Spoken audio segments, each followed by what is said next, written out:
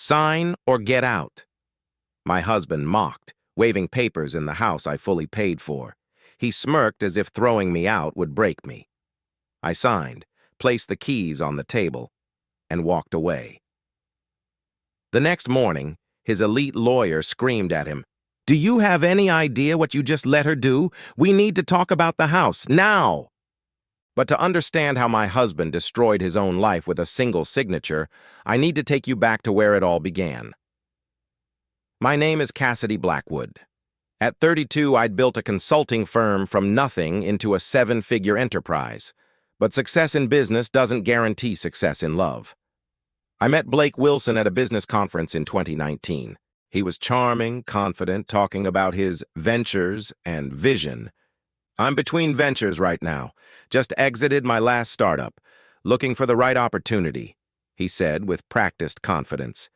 I mistook his confidence for competence, his dreams for plans. For 6 months, Blake played the part perfectly, the ambitious entrepreneur temporarily down on his luck.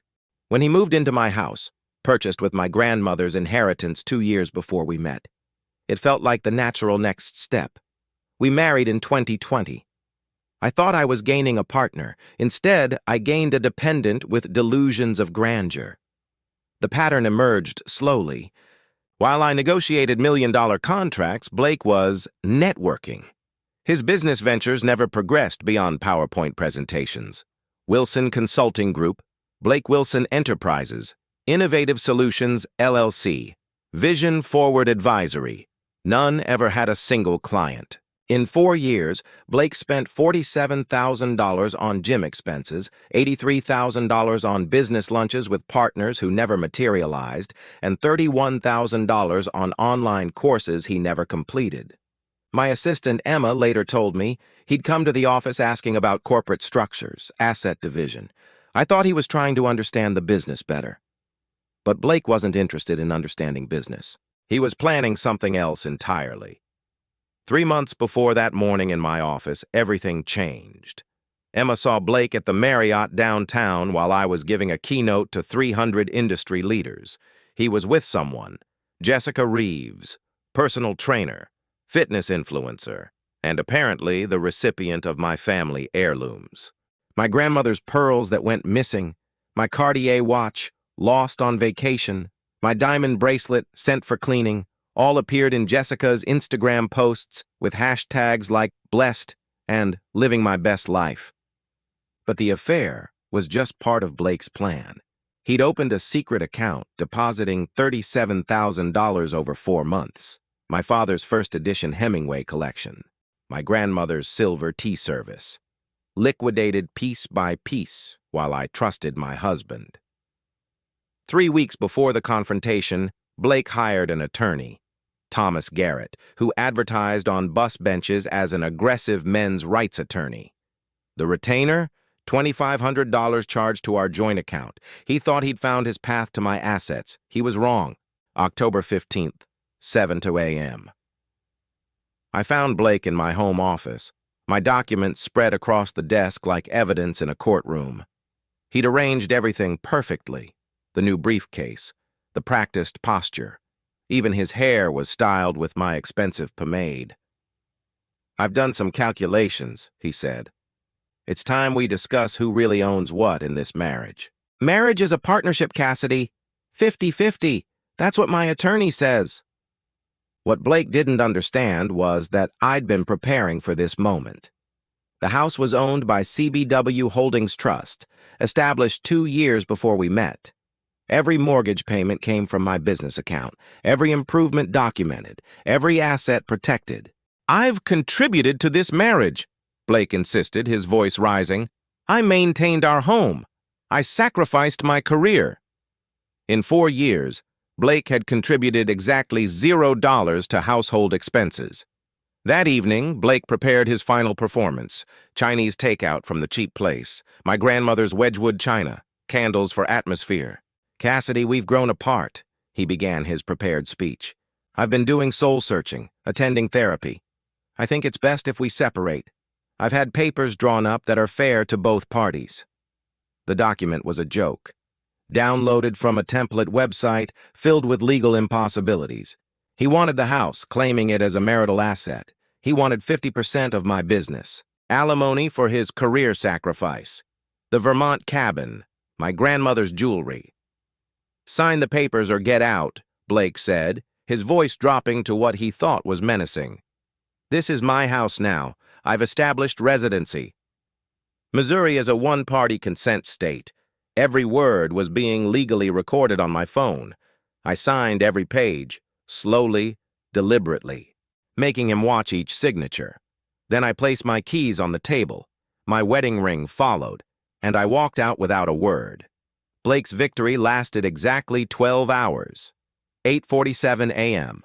The BMW was repossessed from my driveway. 9:15 a.m. Every credit card declined.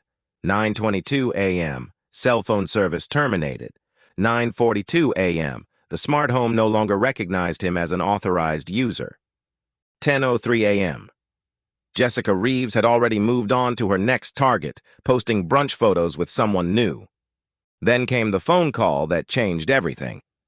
"Miss Thornton, I need clarification on some documentation." Thomas Garrett's panicked voice came through the speaker. "The CBW Holdings Trust."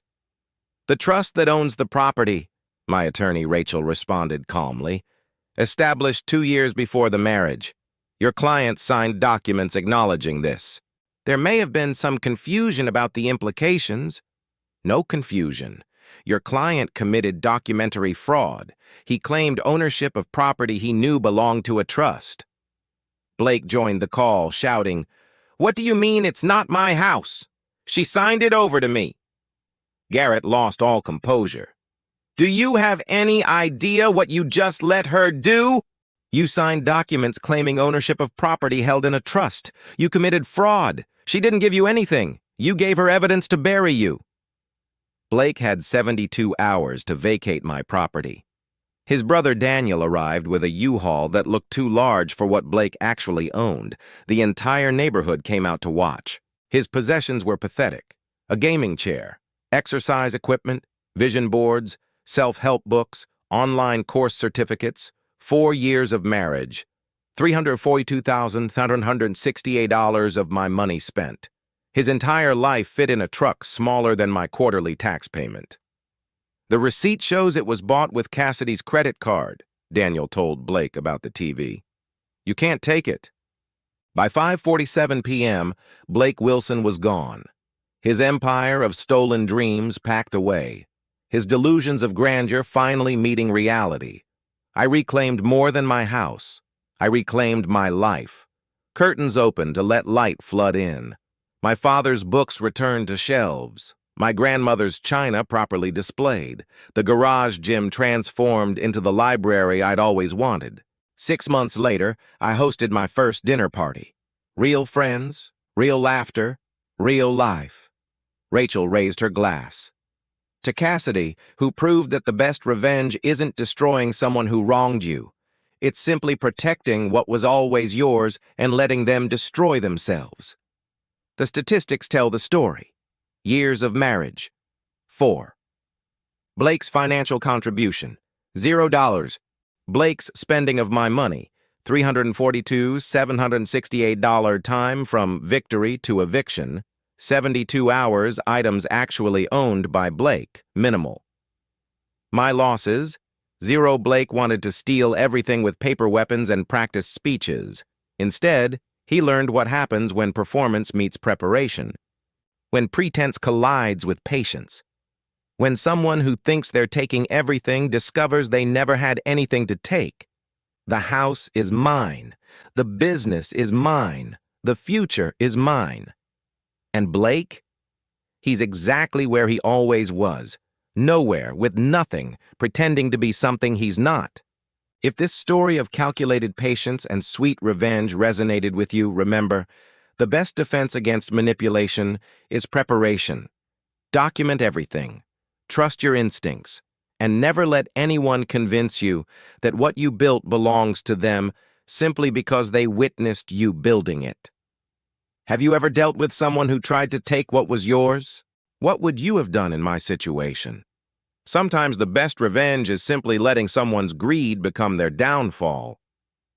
Blake thought he was playing chess while I was playing checkers. He never realized I wasn't playing at all. I was simply protecting what was already mine.